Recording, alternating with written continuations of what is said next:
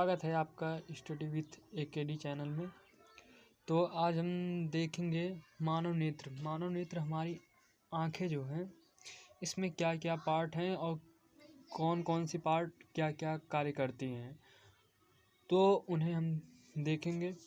तो चलिए हम वीडियो शुरू करते हैं। तो हम सबसे पहले देखते हैं मानव नेत्र। मानव नेत्र में सबसे पहले है दृष्टि पटल। दृष्टि पटल क्या है? दृष्टि पटल क्या है? दृष्टि पटल में देखते हैं, मानव नेत्र खोखले गोले के समान होता है। मानव नेत्र जो होता है खोखले गोले के समान होता है, जो बाहर से दृढ़ रहता है, दृढ़ व अपारदर्शी श्वेत परत से ढका रहता है। जो मानव नेत्र होता है वह बाहर की दृढ़ और अपारदर्शी सफ़ेद परत से ढका होता है। यह अपारदर्शी परत परत कहलाती है। जो अपारदर्शी परत होती है उसे दृढ़ पटल कहते हैं। जो यही है, फिगर में देखते हैं, जो ऊपर का सबसे श्वेत परत वाला भाग होता है इसे श्वेत पटल कहते हैं। जो ऊपर का सफ़ेद वाला भाग होता है उसे श्वेत परत कहते हैं। यही है। तो अब इसका वर्क क्या है, इसका कार्य क्या है? इसका कार्य है, यह नेत्र के भीतर के भागों की सुरक्षा और प्रकाश के अपवर्तन में सहायता करती है। ये जो नेत्र होता है, हमारा जो आँखें होती है, ये भीतर के भागों की सुरक्षा करती है। जो अंदर के भाग होते हैं जैसे रक्तक पटेल, आइरिस और कार्निया, पुतली, तारा, अनेक प्रकार के जो भाग होते हैं उसकी सुरक्षा करती है और प्रकाश के अपवर्तन में सहायता करती है। जो प्रकाश का अपवर्तन किया जाता है जिससे वस्तुएं स्पष्ट होती है, उसकी सहायता प्रदान करती है अपवर्तन में। तो हम पहला देख चुके हैं। अब दूसरा देखते हैं रक्तक पटल क्या है। रक्तक पटल क्या है? इसमें श्वेत परत के भीतर की पृष्ठ पर लगी हुई श्वेत परत होता है। जो श्वेत परत, इसके पहले दृश्य पटल बात किए ना, श्वेत परत वही है। श्वेत परत के भीतर की पृष्ठ पर, इसके भीतर की पृष्ठ पर लगी हुई अंदर की ओर लगी हुई काले रंग की झिल्ली, एक काले रंग की झिल्ली होती है, काले रंग की झिल्ली होती है जिसे रक्तक पटल कहते हैं। जो काले रंग की झिल्ली होते है उसे रक्तक पटल कहते हैं। तो इसका कार्य क्या है? इसका कार्य है, यह काले रंग के होने के कारण आपतित प्रकाश का अवशोषण करती है तथा आंतरिक परिवर्तन को रोकती है।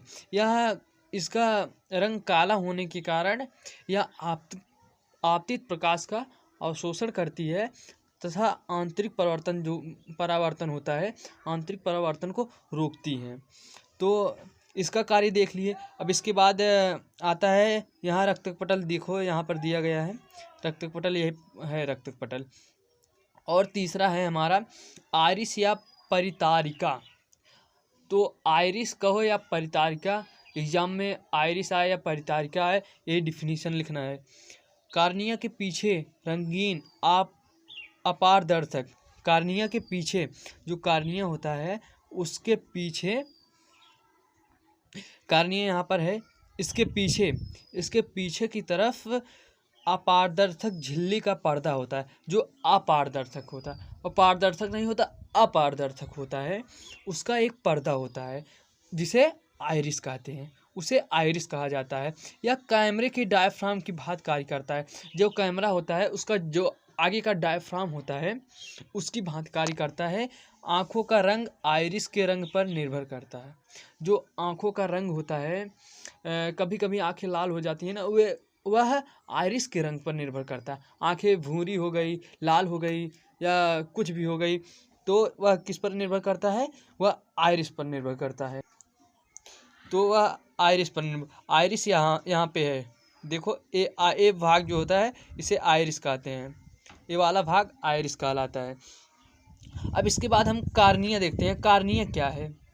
कार्निया नेत्र गोले के सामने कुछ उभरा हुआ भाग, कार्निया मतलब नेत्र गोला जो होता है, नेत्र गोलक जो होता है, उसके सामने भाग जो उभरा हुआ तथा पारदर्शक भाग होता है, इस भाग को कार्निया कहते हैं। उस भाग को क्या कहते हैं? कार्निया कहते हैं। उस भाग को कार्निया कहते हैं। कार्निया से होकर प्रकाश, कार्निया से प्रकाश होकर नेत्र में पहुंचता है। कार्निया से प्रकाश होते हुए सीधे नेत्र में प्रवेश करता है और प्रकाश के किरणों का अधिकांश अपवर्तन कार्निया के बाहरी पृष्ठ पर होता है। जो प्रकाश के किरणें होती है, उसका अधिकांश अपवर्तन जो होता है कार्निया के बाहरी पृष्ठ पर हो जाता है। उसका मतलब कुछ या अधिकांश मतलब ज़्यादा से ज़्यादा अधिकांश भाग का अपवर्तन जो होता है कार्निया के बाहरी पृष्ठ पर हो जाता है।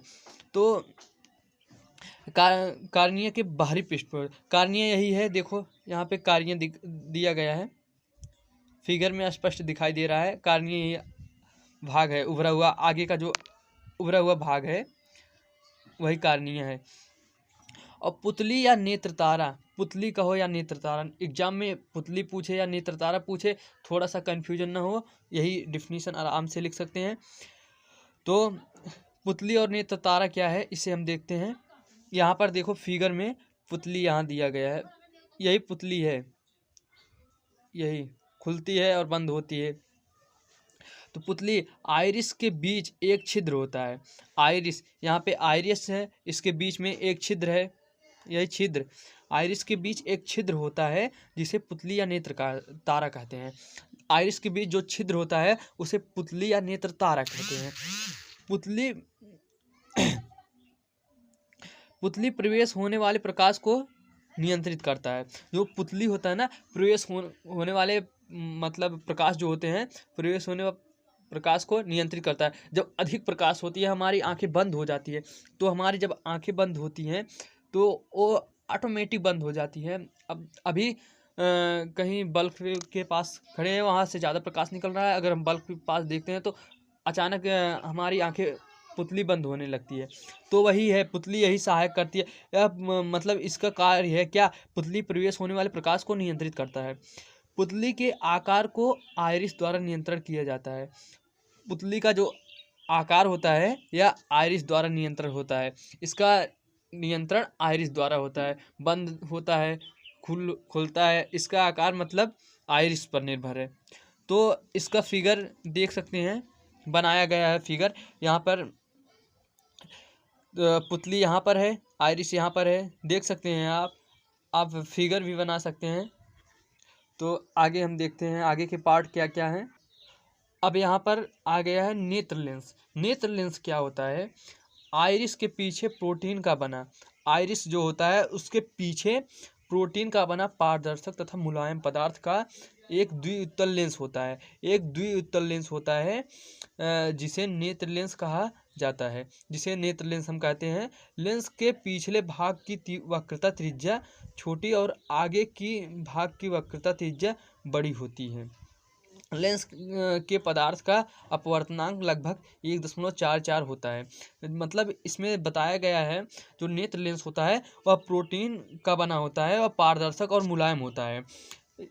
यह एक द्विउत्तल लेंस से बना होता है। यह जो बना होता है तो यह एक द्विउत्तल लेंस होता है, उससे बना होता है, जिससे नेत्र लेंस कहा जाता है, जिसे नेत्र लेंस कहा जाता है।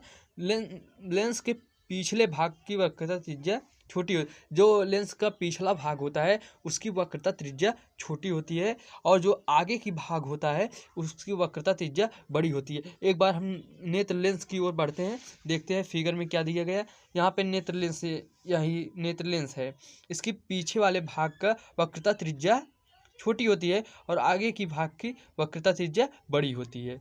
तो हम इसे देख चुके हैं। तो इसका लेंस के पदार्थ, इसमें जो पदार्थ होता है, यहाँ पे लेंस में जो पदार्थ होता है इसका अपवर्तनांक 1.44 होता है। तो इसके बाद हम देखते हैं इसके अगले पार्ट को, पश्चमावी पेशियाँ जो है, पश्चमावी पेशियाँ क्या होती हैं इसे हम देखते हैं। पश्चमावी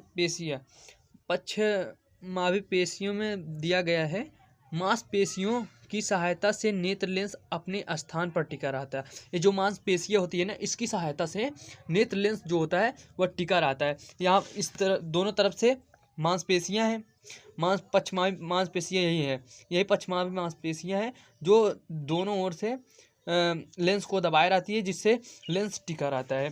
तो यही बताया गया है जो पश्चमावी पेशियां कहलाती है, मांसपेशियां कहलाती हैं। जो मांसपेशियों की सहायता से नेत्र लेंस अपने स्थान पर टिका रहता है उसे पश्चमावी पेशियां का मांसपेशियां कहते हैं। इन्हीं मांसपेशियों की सहायता से नेत्र लेंस की फोकस दूरी को कम या अधिक किया जा सकता है।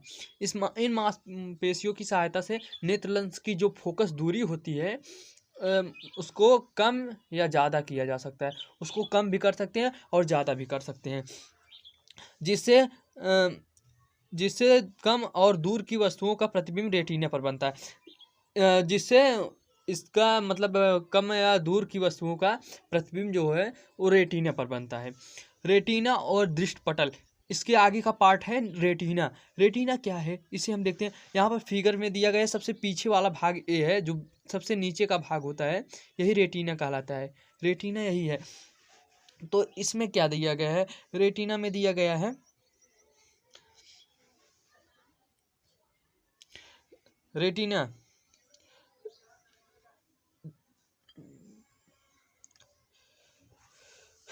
नेत्र लेंस के सबसे अंदर का भाग, जो नेत्र लेंस होता है उसके सबसे अंदर का भाग तथा रक्तक पटल के नीचे में, रक्तक पटल जो होता है उसके नीचे में दृष्टि नाड़ियों का बना पर्दा होता है। जो दृष्टि नाड़ी होती है उसका बना एक पर्दा होता है, जिसे क्या कहते हैं, रेटिना कहते हैं। तो रेटिना है जिस का मतलब प्रतिबिंब जो इसका इसके ऊपर मतलब बहुत ज़्यादा क्वेश्चन आता है। मतलब प्रतिबिंब कहाँ बनता है, ऑप्शन में देगा रेटिना, उसके बाद कार्निया, अनेक प्रकार के अंधबिंदु और पुतली, लेंस, यही सब देगा, लेकिन कहीं भी कंफ्यूजन ना हो। और जो प्रतिबिंब बनता है वह रेटिना पर बनता है। इसका सीधा ऑप्शन रेटिना पर टिक मार देना है, एकदम सही ऑप्शन है।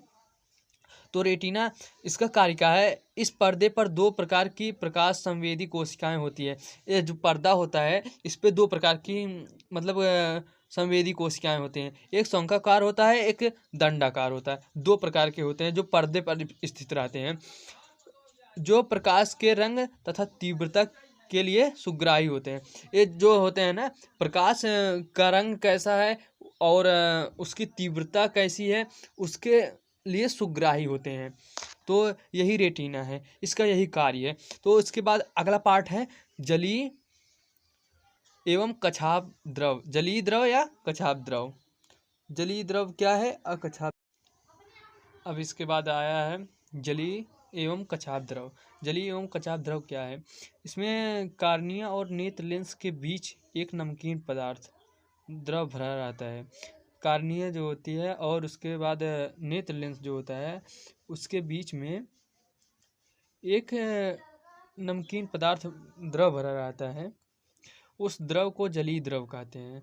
वह द्रव जो होता है उसे जलीय द्रव कहते हैं। उसी प्रकार नेत्र लेंस और रेटिना के बीच पारदर्शक द्रव भरा रहता है, जिसे कछाप द्रव कहते हैं। कछाप जलीय द्रव जो होता है, जलीय द्रव यह किसके किसके बीच रहता है, जलीय द्रव कार्निया और नेत्र लेंस के बीच रहता है। यहाँ नेत्र लेंस हो गया, यहाँ कार्निया, इसके बीच जो नेत्र लेंस यहाँ जो होता है इसे जलीय द्रव कहते हैं। और कछाप द्रव होता है, कछाप द्रव यही है जो बीच में भरा हुआ होता है, इसे कछाप द्रव कहते हैं। जो नेत्र लेंस और रेटिना के बीच, रेटिना यहाँ पर है, नेत्र लेंस यहाँ, इसके बीच में इतना जितना पदार्थ भरा हुआ है इसे कछाप द्रव कहते हैं। तो जिसे कछाप द्रव कहते हैं। जलीय द्रव या कछाप द्रव का अपवर्तनांक जल के अपवर्तनांक के बराबर होता है। जलीय द्रव और जो कछाप द्रव होता है इसका अपवर्तनांक जो होता है जल जो होता है उसके अपवर्तनांक के बराबर 1.33 होता है। कार्निया और नेत्र लेंस के बीच नेत्रोध होता है। जो कार्निया होता है और नेत्र लेंस, कार्निया यहाँ पे है और नेत्र लेंस, इसके बीच में नेत्रोध होता है, इसे नेत्रोध कहते हैं। यही भाग नेत्रोध कहलाता है। इसके बाद कुछ पार्ट और बचे हैं। यहाँ पे सबसे पहला पार्ट है, इसके बाद पीत बिंदु। पीत बिंदु क्या है, रेटिना के केंद्र के पास एक गोल पीला बिंदु होता है। जो रेटिना होता है उसके पास एक गोला पीला बिंदु होता है जिसे पीत बिंदु कहते हैं। इस बिंदु पर प्रकाश की सुग्राह्यता सबसे अधिक होती है। यह बिंदु जो होता है इस पर प्रकाश की सुग्राह्यता जो होती है सबसे अधिक होती है, जिससे इस बिंदु पर बनने वाला प्रतिबिंब स्पष्ट दिखाई, जिससे इस बिंदु पर जो प्रतिबिंब बनता है एकदम स्पष्ट दिखाई देता है। तो अब लास्ट वाला बचा है अंधबिंदु। अंधबिंदु क्या है? अंधबिंदु जिस बिंदु से दृष्टि नाड़ी मस्तिष्क को जाती है, इसी बिंदु से दृष्टि नाड़ी जो होती है मस्तिष्क तक संदेश पहुंचाती है, उस बिंदु को अंधबिंदु कहते हैं। इस बिंदु पर प्रकाश का कोई प्रभाव नहीं पड़ता है। इस पर प्रकाश का कोई प्रभाव नहीं पड़ता है। इसका नाम ही अंधबिंदु है, तो कहाँ से प्रकाश पड़ेगा? प्रकाश का कोई भी मतलब प्रभाव नहीं पड़ता है। और इस बिंदु पर सुग्राह्यता शून्य होती है। इसकी सुग्राह्यता जो होती है सबसे शून्य होती है, जिससे इस बिंदु पर बनने वाला प्रतिबिंब दिखाई नहीं देता है। इस पर कोई प्रतिबिंब भी दिखाई नहीं देता है। तो हम एक बार फिर से फिगर को देख लेते हैं। यहाँ पर अंधबिंदु यही है, इस पर स्पष्ट दिखाई देता है जो फिगर बनता है। तो यहाँ पर इसके कुछ पार्ट हैं। ये श्वेत परत है, यहाँ पर रक्त पटल है, यहाँ पर दृष्टि पटल है, यह रेटिना है, और यह अंधबिंद। यहाँ पर दृष्टि तंत्रिका यही होती है जो पीछे की तरफ जो जुड़ी रहती है। यहाँ पर पश्चिमावी पेशियाँ जो होती है इधर उधर जो लेंस को दबाए हुए होती है, ये कार्निया है। ये लेंस है हमारा नेत्र, ये गोलक जो होता है ये लेंस है। यहाँ पर आइरिस यही है, और पुतली जो होती है इसके आइरिस के बीचों में छिद्र जो होता है उसे आइरिस कहते हैं। जलीय द्रव, इसमें जलीय द्रव भरा रहता है। ये ब्राउनिया है हमारी, तो ये बीच में कछाप द्रव है। तो इस प्रकार अगले वीडियो में मिलते हैं, इसलिए हमारे साथ बने रहिए और हमारे चैनल को सब्सक्राइब करिए और वीडियो को शेयर करें और लाइक करना ना भूलें। थैंक्स।